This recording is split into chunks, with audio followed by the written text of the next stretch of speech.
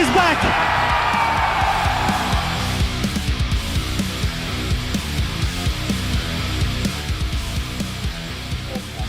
Hello, everyone. Apologies for the technical difficulties. We were meant to go on immediately after the show.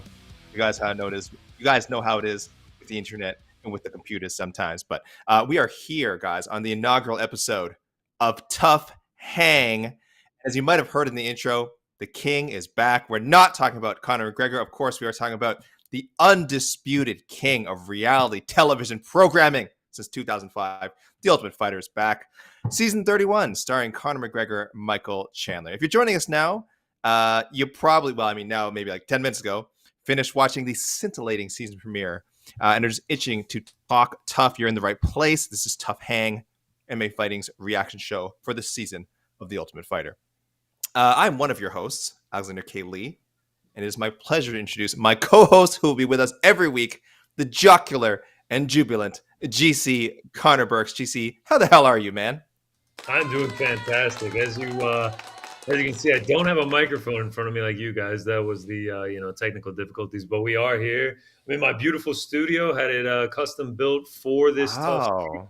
Yeah, I mean it's pretty great. I'm not gonna lie. We got the proper 12 over this shoulder. We got some toys, some signed jerseys. The guys sent them over for me. So yeah, I mean it's great. I'm happy to be here. That's a quality tough man cave. That is legitimate. It's great. It's where I watch every episode. It's really fantastic stuff. Also with us tonight, producer extraordinaire E. Casey Lyden, who will also be joining with his opinion. This is especially important because the three of us are kind of representing three different sides of this equation here. I consider myself a grizzled Ultimate Fighter veteran. I've seen almost every season. I might have missed a couple of the foreign ones, I think. So I am the grizzled vet. GC, the bright-eyed prospect. KC, admittedly a lapsed fan, a former frequent viewer of The Ultimate Fighter, and maybe not watching every season regularly, maybe not appointment viewing for you anymore. No. Okay, I just wanted to confirm, yes. And if you're wondering the vet prospect thing, maybe you didn't watch, we'll get into that in a second, why that's appropriate for this season, Ultimate Fighter 31. But just to let you know, guys, TUF Hang, this will be here every week, every Tuesday. The next 9 weeks, immediately after the show, we'll talk all the McGregor Chandler drama, best moments from the show, break down the fights, what there is to break down. There wasn't much tonight, and more. Tonight, you have us live. So without further ado, let's just get to the first impressions of this show. Again, TUF 31 season premiere. Let's go to the prospect, the number one pick, Conner Burks. What do you think of episode 1? I mean, I thought it was thoroughly entertaining. Like you mentioned it, I am technically a prospect in this. You are the veteran. It's very fitting for this show. I've never sat down and watched every single episode each week of a TUF season. I've obviously seen the viral clips. I've obviously seen like the big highlights and some episodes throughout the years, but I've never sat down and watched every episode of a season. And I loved it. I mean, I'm not like a reality TV diehard, but like I can get really into a season of reality television. And this is like, my roommate watched it with me, and this is his first impression as well. And he was just like, man, this is so reality TV show. It's literally just the UFC's reality TV show. I thought this episode was pretty entertaining. I think as we go along, they're going to get more entertaining as we get to know the characters, and then we get to see, McGregor and Chandler really start to shine. But I thought this one was pretty good. Entertaining, a nice way to start it off. I'm really happy to hear that because, as I said, I've watched a lot of the show. Casey has certainly watched enough that he's maybe gotten his fill of it. So it's really good to hear that. There's his reaction. It's really good to hear that you and your roommate like loved it so much because if you hadn't watched the last like 6 or 7, maybe 8, maybe even 10 seasons, the format has not changed in a long time.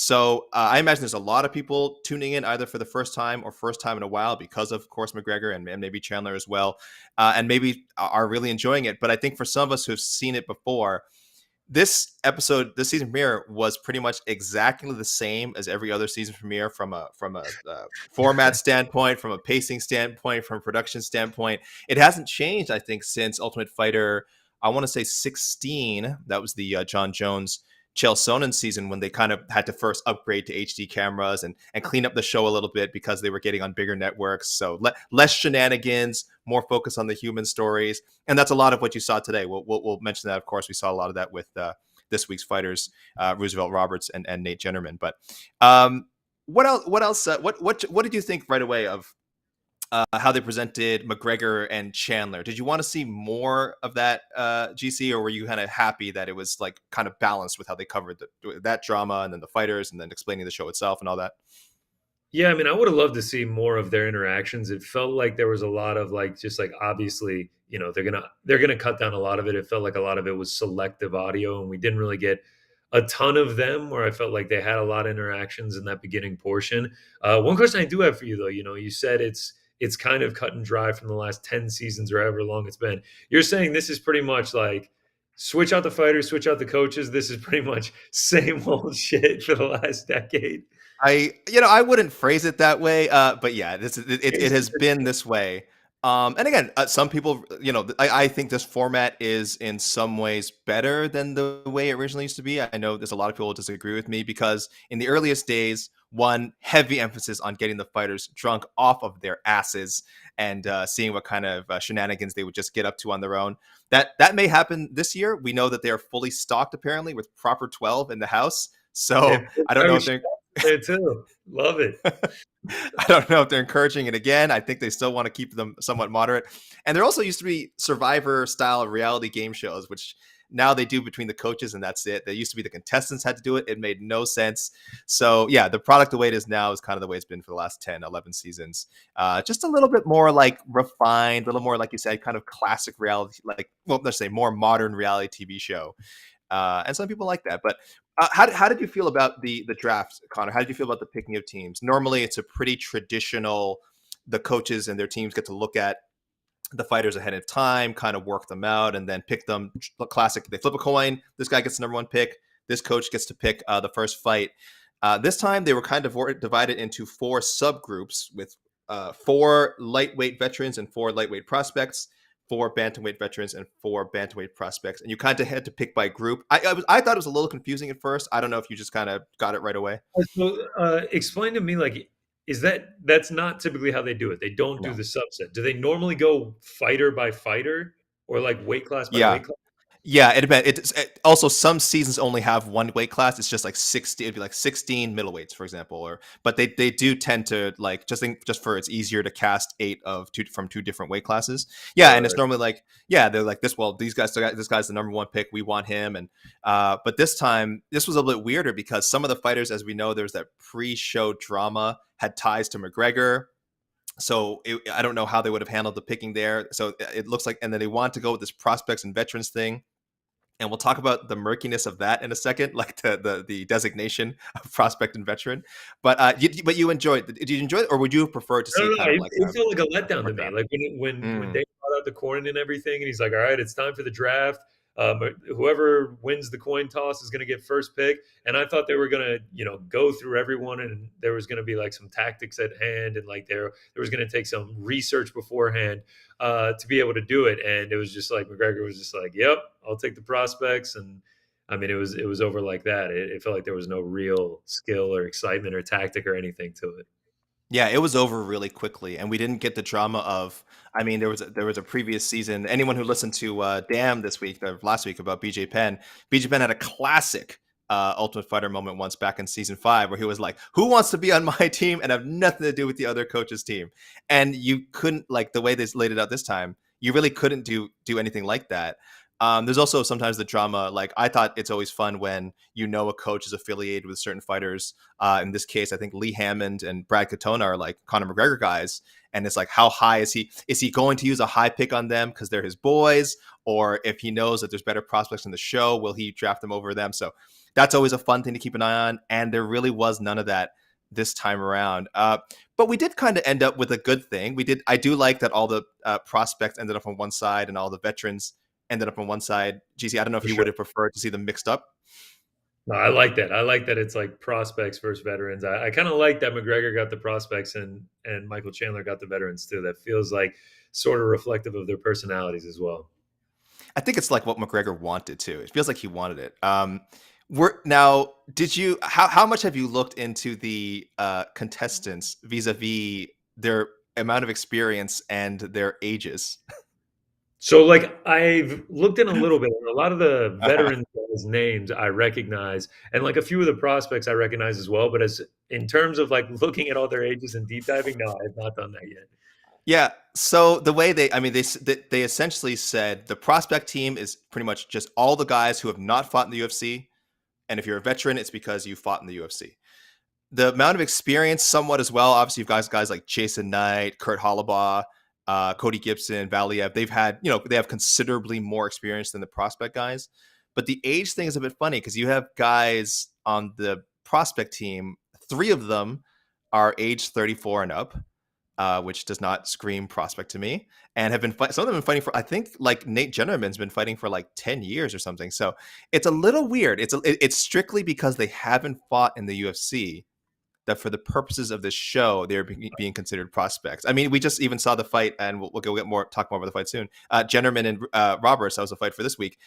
Jennerman's the prospect. He's older than Roberts. So I don't know. Do you think is that a little funky? I mean, is that weird or?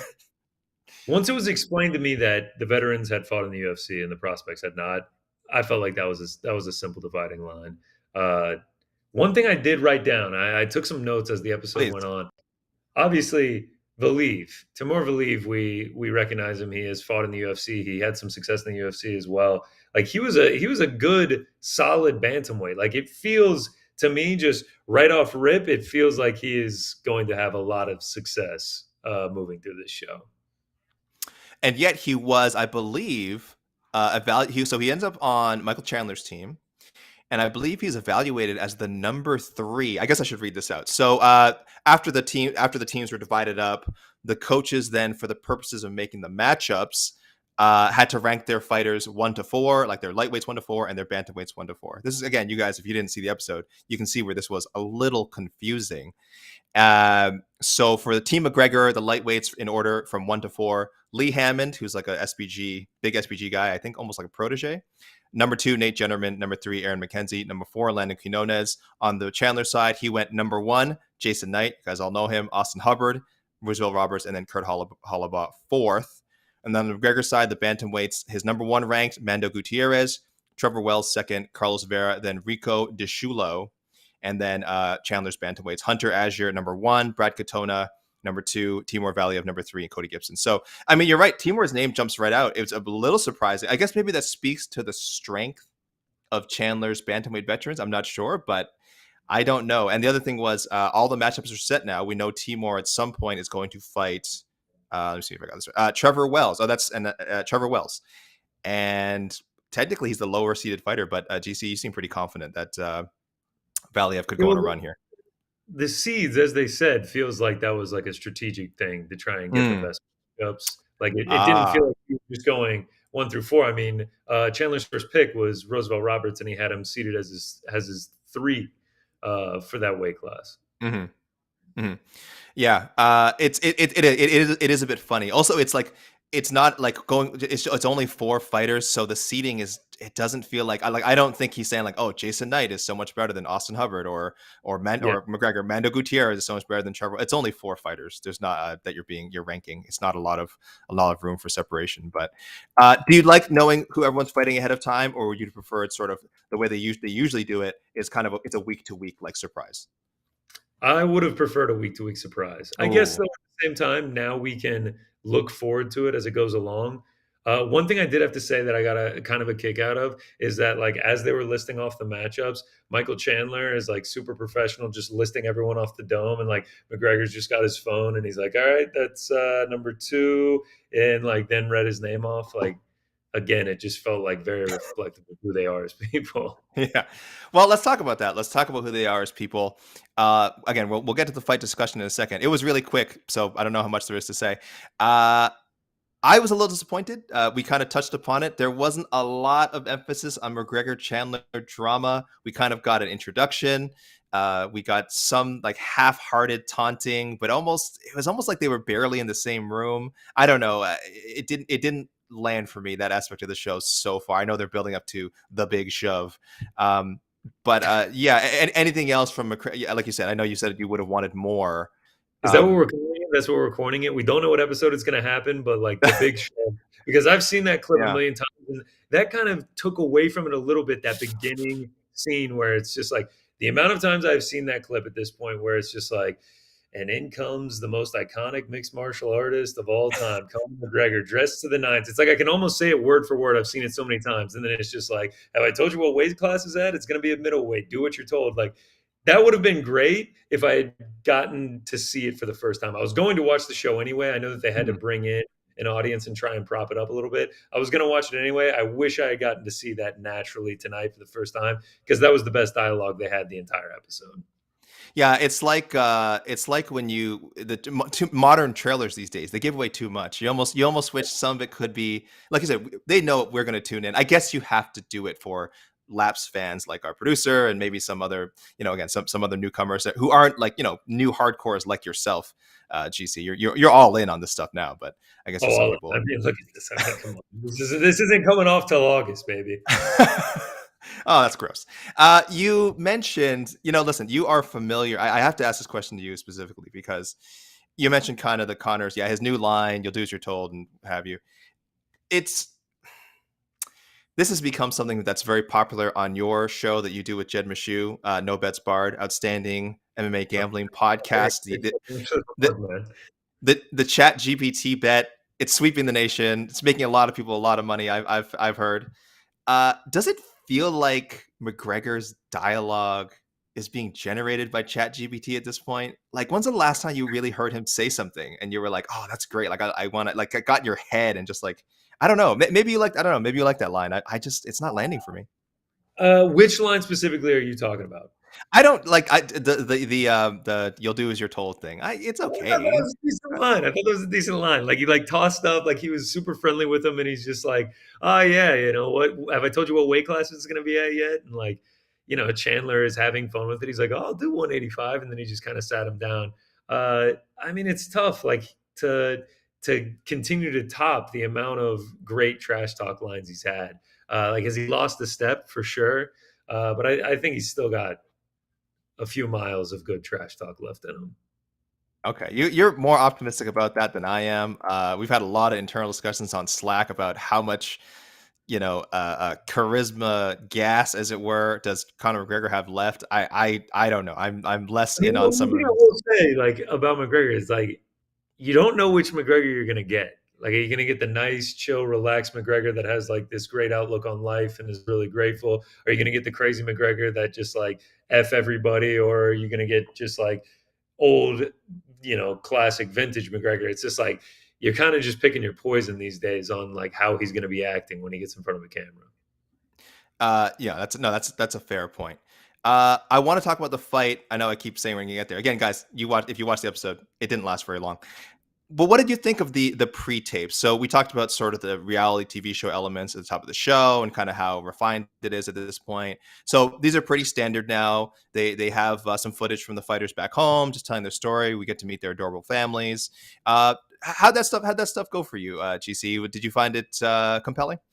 Oh, I love it, dude. I mean, it's just a nice reminder of like just how human these fighters are. Like it's sometimes you can get caught up when you're watching the slog of the UFC cards week after week, and there's 15 fights. It's hard to really dive deep onto these people. But when you get to see stuff like Jennerman beforehand, everything with his family, his daughters, it felt like he was sacrificing a lot to come and try and do this and leave his family.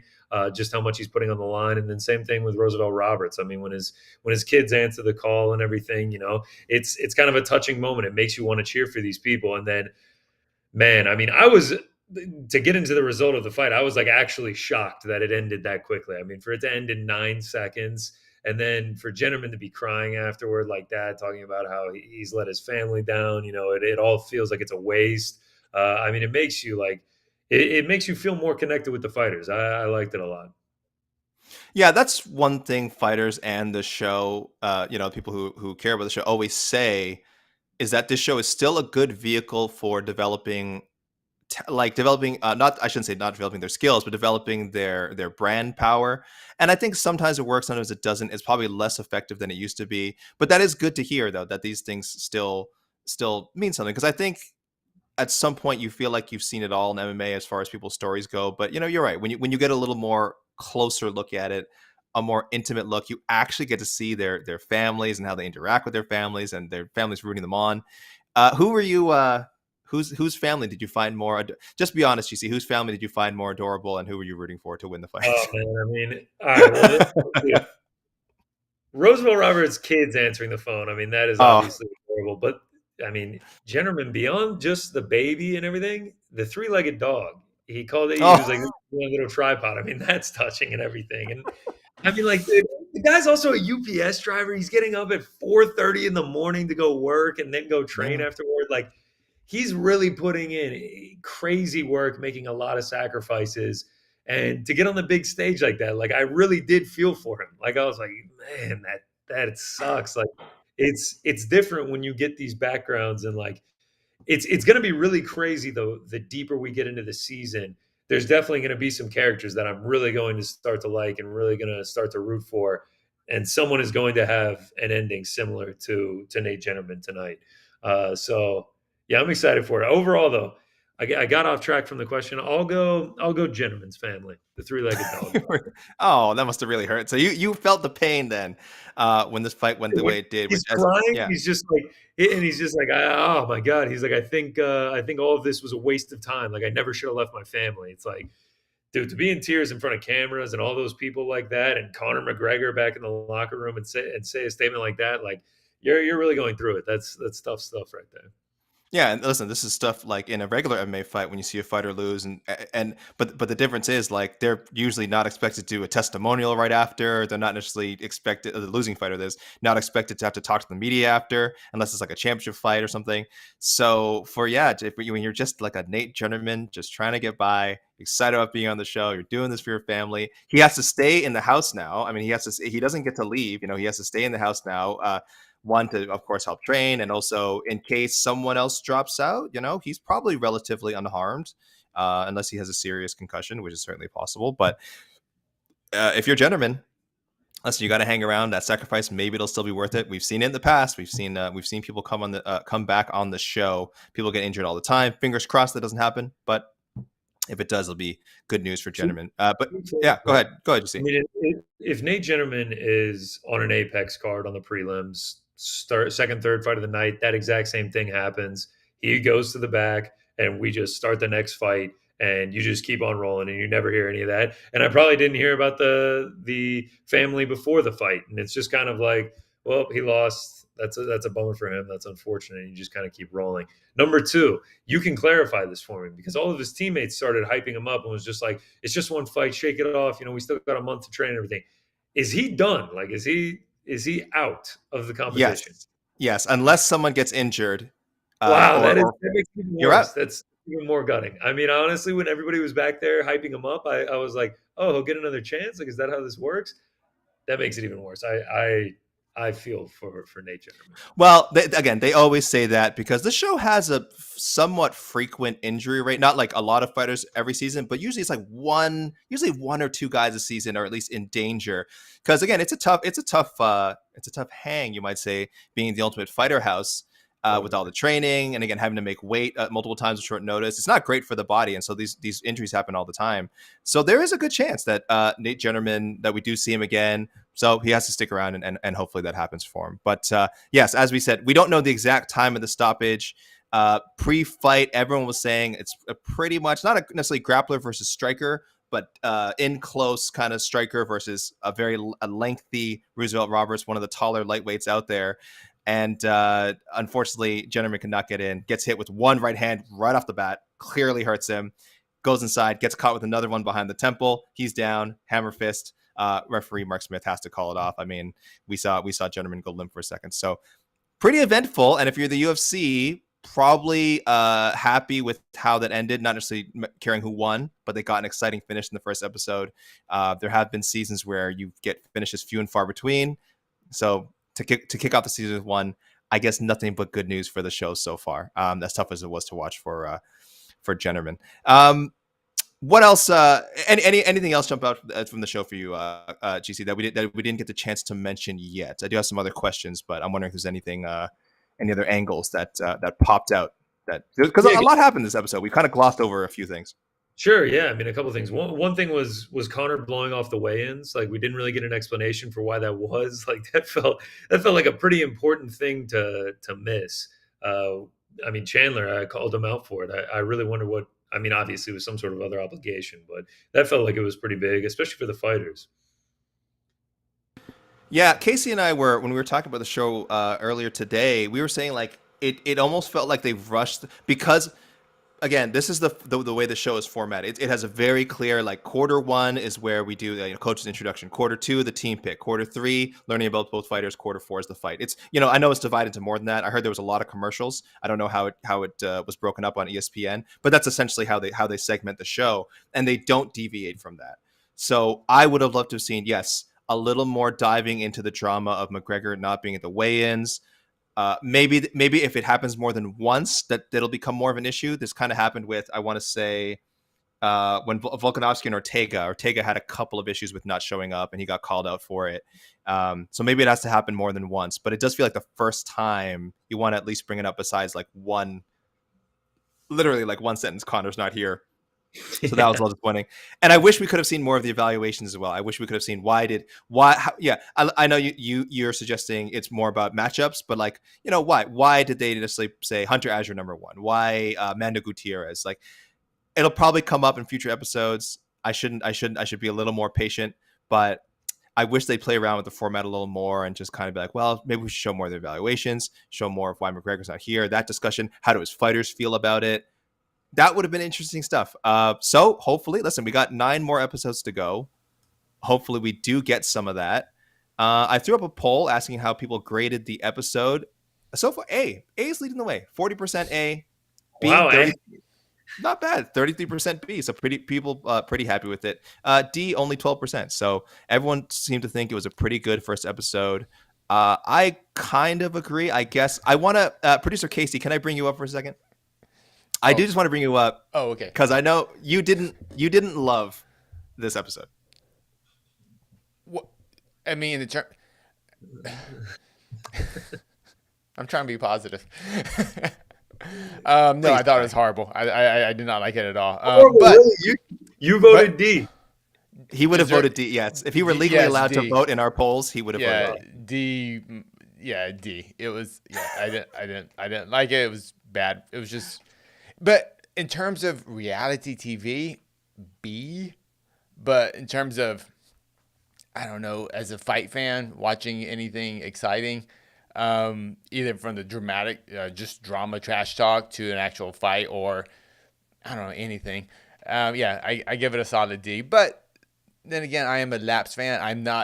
I haven't been a fan of TUF in a long time. And this didn't go, oh, they're back. No, but I was going to chime in and say, how about the no sell of Ryan Bader being there? Now I have to. The total no sell. Now I will say, people in the comments. He's a Bellator champ. Yes. I know they won't say Bellator, but it's freaking Ryan Bader. I believe he has coached on the show before. Not a head coach. I believe he has been part of someone's team before. I meant to look this up. I apologize. I did not look this up. Hardcore TUF fans in the comments remind me. If I recall correctly, him and Chandler helped someone coach as an assistant. I could be wrong about Chandler. I'm almost sure Bader was on the show before as an assistant coach. That's why I wasn't like super shocked about it. I'm just trying to think what season that would have been, what coach that would have been. In terms of the actual episode, my biggest issue of it was there were coaches there, but we saw zero coaching. This is about 2 coaches developing fighters to be in the UFC. There was zero coaching in the show. Zero. I don't know why they made this. I don't know why they did the seedings. The big thing, I don't know why they go this guy versus this guy, why the matchups happened. I didn't understand when Dana did the whole, I'm going to flip a coin, you guys get, first pick, and then he gets the second. I don't know. It felt like it should have been simple, but it wasn't. I was just like, whatever. And I thought it sucked that they made all the matchups ahead of time. I don't know. Oh, you didn't like that? Well, because I don't know who these guys are. So it doesn't. It's like okay, cool, random name versus a guy who I saw lose a few times in the UFC. random name versus another guy who I think he's pretty good. It sucks he got cut. Random guy versus that guy was awesome. He was in bare knuckle. He was in bare knuckle fighting. Cool. That's all that was. It was just I don't know the prospects. I don't know who they are, and I don't know why they're there. Other than they haven't been in the UFC. That doesn't tell me very much. But yet, to me, it was veterans versus guys who haven't fought in the UFC. You shouldn't use the term prospects. That's Casey, all. you have to watch each episode to find out. That's how they get the hook in you. Learn each and every one of these stories, man. Because Casey, you do like the pre-tapes. You do like the pre-fight pre-tapes, right? You said those you like. Yeah, those, right? I thought the Roosevelt Roberts one was the best one, especially when he brought his kids on and just you saw something there. But I mentioned this before. I was a little disturbed when after Roosevelt Roberts talking to his kids, and the next segment, Roosevelt Roberts is all like, "I'm ready to die in that cage." I'm like, "No, bro, you got 2 kids. No, don't say that. You have so much to live for, Roosevelt. No." I got wisdom, but yeah. Yeah, listen. If we don't want to play cliche bingo, because the Ultimate Fighter. If there's one thing the Ultimate Fighter loves, it's cliche dialogue from the coaches, cliche dialogue from the fighters. Dana White, my God, I don't know how many cliches he's spouted over the past 30 seasons of the show. Speaking of cliche, Chandler, apparently his fighters are dogs, and they also have that dog in them, which sounds a bit weird to me. But again. Sometimes you're riffing and these things just get away from you. So I do want to get to the listener questions in a sec. But before that, let's chat quickly about a bit of a broader topic. Considering this has been a lot of the discourse over the last couple of days with Conor and Monaco, Chandler doing his usual, posting out, workout footage. A lot of people are wondering, how is this fight? And then, of course, there's the weird USADA drama that's also going on with McGregor. So I want to get both your guys' opinions. GC, I'll go to you first.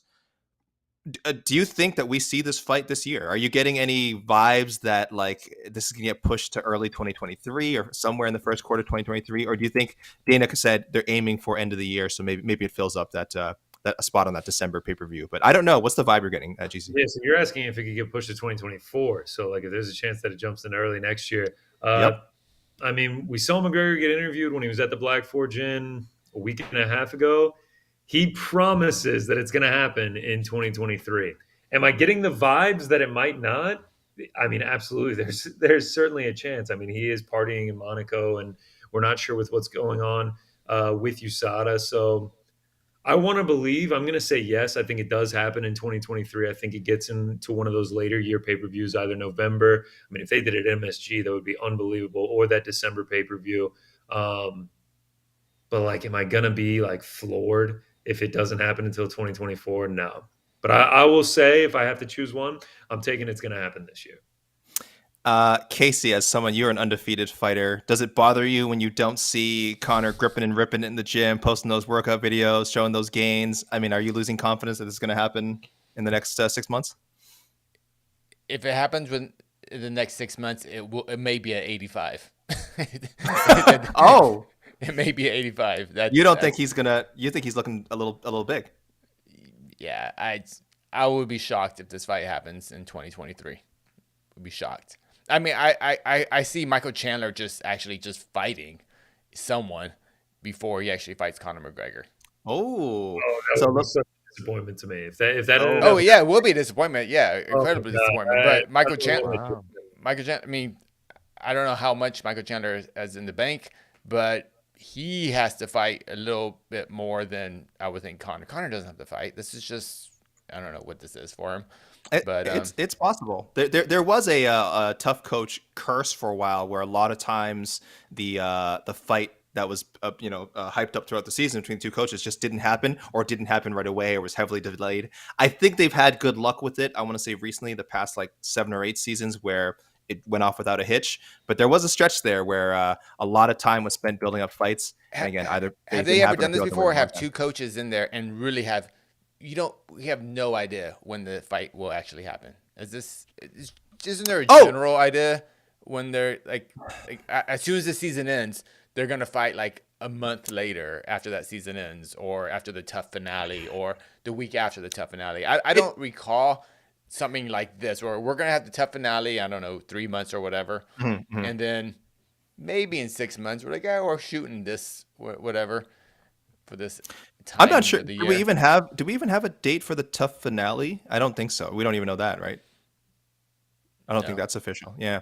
So they often don't know at the beginning of the season, but there hasn't been this much uncertainty. Though it could just be because it's McGregor that is, a little more speculation, a little more concern. No, it is.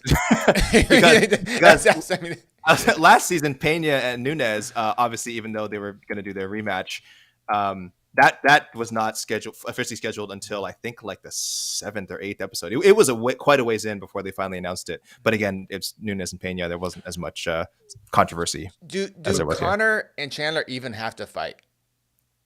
Yeah, yeah. Because I don't know. I don't want to. Am I throwing bad juju out there? I mean, first you say the episode's a D. Now you're saying they're never even going to fight. I mean, what are we even doing? Like, I feel like I need. This is. I think. Listen, I love that. I think there's a reason I'm a Laps fan. There's a reason I watched it, and then I was like, all right, I'm out. I've been burned. He's been hurt before. We've asked him to forgive and to come back to the show, and now he feels he's been hurt again. You see, you are watching with beautiful. Yeah, we're gonna get an announcement during the season. As the season goes on, I don't know when. Maybe it's July, maybe late June. We get an announcement of when this fight is gonna happen. That is how it's supposed to go. That is how it's supposed to go. I hope so. I hope you're right, Conor. I honestly do. That's all. I hope everything goes perfect. GC, again, I know you haven't had a chance to do a ton of research on these guys, but and we'll go to the listeners next. As our no bets barred man, if I don't know if you're allowed to bet on the Ultimate Fighter. I'm actually not sure. I'm sure someone's thrown up odds somewhere. I don't think it's on like DraftKings or anything. Can you offer a lightweight pick and a bantamweight pick? I know you said you like Valiev, but I don't know if you meant you'd like him to go all the way or just like his chances of kind of winning his next fight. Is there any? Can you offer a name? I'm taking Valiev to go all the way. That just like Valiev from bantamweights. Hunter Azor isn't Brad Katona either. I mean, man, the bantamweight vets are kind of stacked, but I'm gonna stick with my pick of Valiev. Lightweights. I mean, I don't want to say Roosevelt Roberts just because that's like recency bias. He just KO'd. Let's see. It was Kurt Holobaugh said that he would finish everyone in the first round. Yes. I'm gonna ride with him. That's gonna be my prediction. Like so that. I'm going with Team Chandler guys to end up being done. Oh, Team Chandler going to win the show. Yeah, I like Kurt Holobaugh. I think he's the oldest or second oldest guy on the show. I believe he's the first fighter who ever followed me back on Twitter. So there's a little weird bit of trivia. So yeah, so I'm kind of rooting for Kurt Holobaugh. Yeah, it's a good vibe pick. If I had to take someone from Team McGregor, though, I think it's Mando Gutierrez at 135. That every time they show him, he's rocking the cowboy hat. I don't even know the story behind that. That gives me good energy moving forward. So he'll be my pick from Team McGregor. Does it worry you that Mando recently lost a fight to Raul Rosas Jr.? No, not at all. I mean, not at all. Rosas Jr. I mean, he's on main cards of pay-per-views over here. Oh, okay. All right. And I will say, Casey, I think before you, I don't think you pick, but you expect the veterans to just wash the prospects. You think they're gonna just like 7-1 or 8-0, 6-2? Oh, Casey, you're muted. Sorry, thank you. Yeah. Sorry. There are 8 fights, right? There will be 8 fights. Yeah. 4 bantamweight fights, 4 lightweight. Before the tournament starts, I guess. Yeah. 7-1.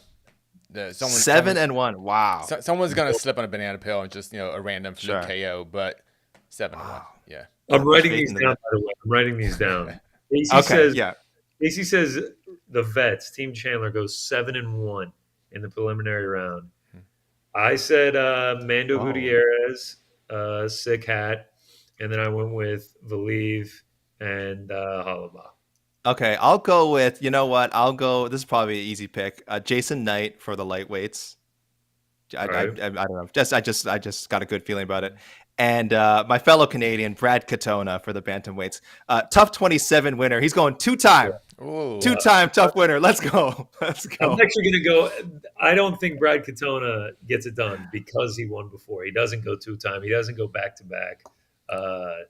Yeah, that's my anti-pick. It won't be Okay. Brad. Oh.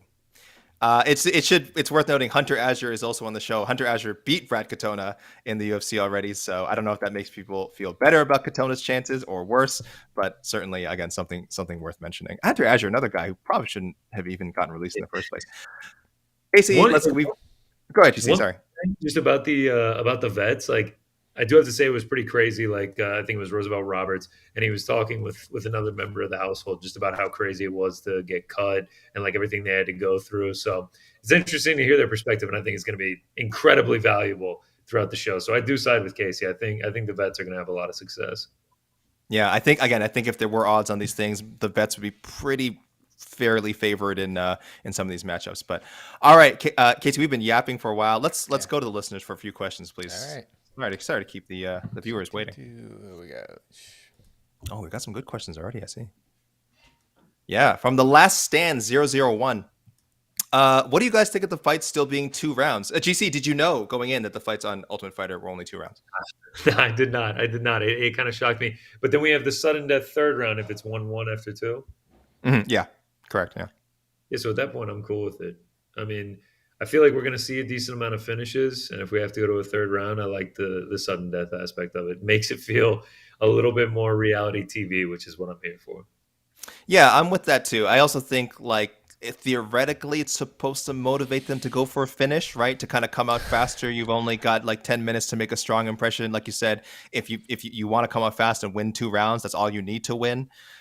So yeah, and I'm also optimistic because there's a few more veterans on the show and they know what they're doing, that we will see either better fights or actually see more finishes. So we're saying you win the first round, you just cruise your way and play it safe. No, the opposite. You have to fight hard both rounds unless you want to avoid fighting a third round. So it usually doesn't work out that way. A lot of times fighters just kind of pace themselves like it's a 3-round fight, knowing that they have like a third they can, but I wish. It's not the show's fault. It's not the show's fault. It's not the producer's fault. The 2 fights should be motivated. And this is the reason why this is the reason why these are technically exhibition matches. They're exhibitions, correct? Because of this 2-round thing. I think it's stupid. I don't think why do we need it? Like, just have them. I don't know. It doesn't add extra drama to me. But I get why they do it. But it's something they has that been since season 1? This whole 2-round thing? I'm pretty sure. I don't know about the sudden death thing. I know, but that has been around for a while, the sudden death round. But it must have. It's so weird because you can't even bring up the first season. The first season, the guys didn't even know they were going to fight on the show. They all thought oh, only one of us is going to make it to the finale, and that was so weird. I'll have to go back. I assume they were just 3-round fights on the first season. But now that you mention it, the whole exhibition thing, but it has been 2 rounds fights for a long time, plus the bonus round. Yeah. All right. Oh, I interrupted you, Mr. Burks. You were going to say something. Oh yeah, GC, you had another thought on that? So we're going to have open scoring on the Ultimate Fighter this season. Yes. I'm actually surprised they haven't tried it on the show. There's no reason not to try it, and I say this as someone who's not a fan of it. Like, why not? I don't see why you. That would feel more reality TV show. Mm-hmm. Yeah, another gimmick. Gimmicks are good for reality TV. Oh, for sure. Yeah, I think that was actually the biggest disappointment, though, with the episode, is because nothing changed. I think that was just the big, no stupid, open scoring, or let's have the opponents, let's have the teams pick the matchups. I don't know. I'm just throwing things out there. It was so by the books. I think I was just disappointed that nothing was different. That's it. Yeah, it's a very professional product. It's a very professional, well-done product. Again, remember, this is the first time the show's been on ESPN, right? This is the first season actually on ESPN. So they probably thought, let's not mess around with it too much. We know what we do well. Let's play it safe, which I think defines the ESPN era of the UFC pretty well. So that's not super, right? It's not super surprising that they didn't go crazy with anything. But I was surprised they didn't do more Conor, though. Yeah, that was actually a shock. Just a comment. Alan I or Alan L says, or Alan the First, I don't know. Decent first episode. It'll probably get better next episode. First TUF episodes are just intro and sneak previews / hint stuff. No, that's true. And I think what Casey is saying though is that is how it's usually done. Could they not have just tweaked it a little bit? You're getting more eyeballs because of McGregor. Could you not have taken a chance here? But I don't know. I don't think it was necessarily the worst thing. At GC, you were fine with how it was laid out, pretty much, right? Well, I'm with Alan. Like I like the intros. I like you get to meet the fighters.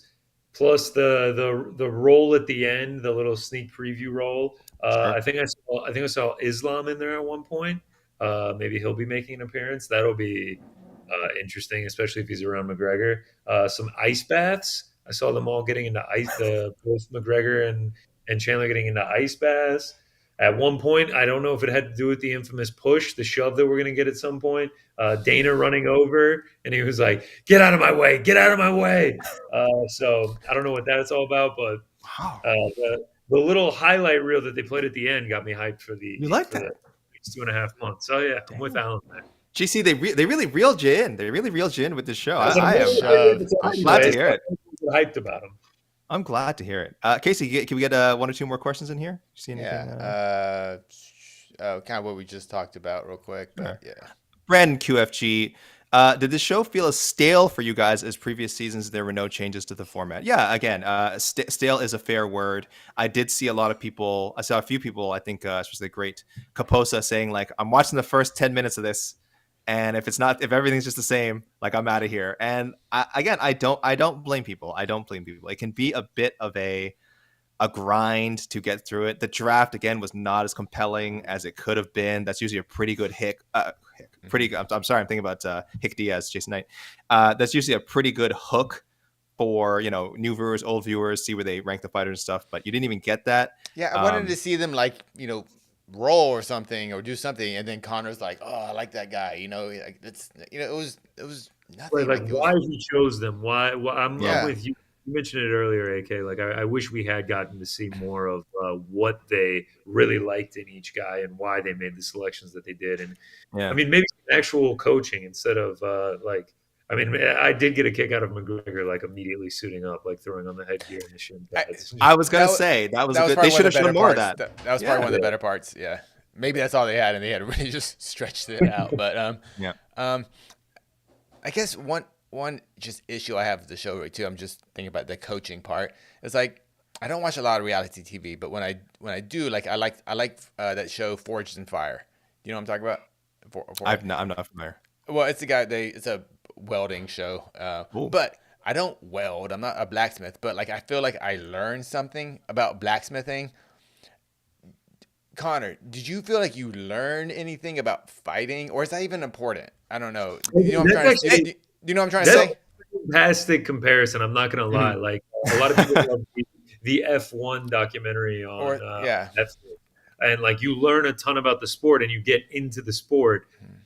Yeah, I mean, honestly, if you just watched this one episode, no, and you didn't learn anything about fighting, and then you also the fight at the end lasted 9 seconds, so that's all you got in terms of that. That's a good point by you, Casey. Yeah.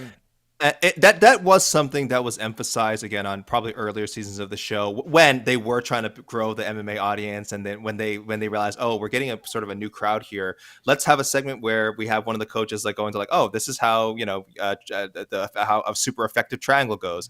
I remember in the Ronda Rousey season there was a whole bit about like, oh, how great her arm bars are and people showing off the arm bar. It's definitely become less emphasized in the newer era where they kind of take for granted what they assume, most fans know these things now. We don't need to show fans what a double leg is. We don't need to show fans what a Superman punch is. But I agree, those segments, stuff like that, would be a little refreshing, frankly. Yeah. I had issues. That's all. I want the show to be better. That's all. Casey, it's all uphill from here. It's all uphill. I'm telling you. There you go. That's positive. Got to stay positive. Yeah. I'm seeing some good recommendations. I see Zach Hepp says, just show zero footage of the house. No one gives an F about that. That's probably true. Well, again, GC, I'll ask you. Did you like that? Did you like getting a little glimpse inside the TUF house? You asking me? Oh, yes. Oh no, GC, I'm asking you. Sorry. GC. I liked it. I mean, you get to see the bunk beds. The bunk beds are sick. I can't imagine like these killers that are like trained fighters having to sleep in bunk beds for however long they did. It was kind of fun seeing like Chandler running around with them too. At one point, like he was excited about the sauna or something. I mean, I don't need to see them eating breakfast or having their avocados or whatever. But like, I'm going to imagine at some point in the season there's going to be a decent amount of drama that takes place at the household. But yeah, I'm kind of with Zach here. Now that I, we've seen I, that, ho- I hope you're right, because I will tell you something. There was one season in The Ultimate Fighter. I believe it was, I'm looking this up quickly, season 19, the completely pointless Frankie Edgar BJ Penn season where it preceded their third fight, which never should have happened. There was a montage of just people sleeping. I will tell you, there was a time skip. I was like, this show is dead. This show, and then it went on for another like 15 seasons. But yes, we are hoping. We are hoping that there will be some actual. There's so much proper 12. Just keep plying them with the proper 12. Come on. Yeah, there was zero coaching, but they had time to put in fighters talk about proper 12. Let's just. You're darn right. Well, also, can we talk about like not just the proper 12, but the Forged Irish Stout? I've got it right up here on my. Oh yes. Mm-hmm. I also thought I got a pretty good kick out. Like as soon as the McGregor team like became the McGregor team, they all show up the next time at the Apex, and 70% of them are wearing the Forged Irish Stout hats and hoodies and t-shirts. Like they just got all the McGregor merch. If you're on Team Chandler, I mean, you're not touching that stuff in the house, right? You can't be seen drinking the proper 12 or the stout, right? You can't. Imagine if you embarrassed yourself, if like you did something really dumb, like some viral clip, and it's because you got hammered off of proper 12. Oh gosh, I hope that doesn't happen. But the producers may be hoping it does. Casey, can we get one more in here? All right. Yeah. Oh, well, GC kind of mentioned one. So Beal wants to know, what guest coaches do you think will appear? GC, you said we saw a hint of Islam. I think I actually missed that. Islam Makhachev. Unless I was seeing things in that quick highlight reel at the end, I thought I saw Islam by the cage. Yeah. I could see Chandler bringing in a lot of guests. Obviously, he's got those those Kill Cliff connections. I would love to see if they brought in, I know he's kind of in just coming up in his career still, but like Ian Machado Gary, just see his interaction, because he's pals with Chandler, but then there's the whole Irish connection with McGregor, and they're certainly not enemies at all. They definitely like each other, so that would be a fun thing. I don't think he's gonna take time to go on the show, but I would love to see Ian Machado Gary pop up. Casey, I don't know if you have any coaches. As long as they coach and we get to see it, maybe, yeah. You just want to see coaches in general. Yeah. Guest coaches. You want to hear more from the coaches. Yeah, because that's what the show is supposed to be, right? Like these very famous, highly regarded coaches with these guys going, all right, let's get you into the biggest promotion in the world. Let's make this happen. But I don't know. But wasn't there one point in the show when some of the coaches said, maybe it was one of the fighters, it said, like, I don't know how much is going to change. Like, we're kind of who we are. The veterans. The veterans were like... the vets. Like, we're kind of who we are. Yeah, as long as we kind of make weight, this is what it is. I mean, we can game plan a little bit, but they don't know who their opponents are, so... they do now. Yeah, I guess. Yeah. I don't know. So, yeah, that's about it. But other than that, yeah, if you've been in the game for, 11, 12 years, I'm not sure how much you can, again... But, you can always get refined. Some of these guys are coming from, I don't say not necessarily bad gyms, but smaller gyms, have been training with the same guys for almost their entire careers. So it could be just that benefit of, without having to change teams fully, getting to learn from a Chandler, from a Ryan Bader, getting to learn from McGregor, John Kavanaugh, and all those guys. So there's something to that. Right? I always like to believe that they form real bonds with these coaches. It was nice to see, McGregor. I thought he was there for Nate Jennerman. I thought that was kind of nice. So I don't know. Maybe we see more of that. But Casey, I think that is it for questions this week. Yeah, I think that's good. Okay. I will apologize to people. I don't think we'll be able to take questions in the future. Again, the show TUF Hang will be on every Tuesday immediately after The Ultimate Fighter 31. But thank you guys for joining us for this first show. Thank you, GC, popping that TUF premiere cherry, I guess. Probably just a better way to say that, but there he is. So proud. Having the prospect colors. Those are the Team Chandler prospect colors. He has picked 2 Chandler fighters to win the show. He is all in on my. I'm in a McGregor jersey right now, and I picked. Oh no, that's right. That's right. I'm sorry. You're the McGregor's the prospect side. You're right. But you're going with that. But you're going with the technically going with the red team, which I guess would be my team somehow. Michael Chandler and producer Casey. Thank you as well for joining us, for ending your tough celibacy. I really gotta find better ways to say these things. And watching the wait. watching You just the said, I don't know why it keeps this guy over here popped his cherry. I'm a celibate. Yeah. Good job, AK. Killing coming it. back to these things. And thank you again, everyone, for watching. Everyone who listens on the podcast later. Enjoy the rest of the season, everybody. Next week, episode 2, Timur Valiev versus Trevor Wells. Yeah, and then I actually am really looking forward to that fight. And hopefully, I don't think we get the shove yet, but hopefully we start to build up some McGregor Chandler drama that will culminate in a fight in 2023. Fingers crossed. We don't know. But this has been the first episode of TUF Hang. Good night, everyone, and take care of yourselves.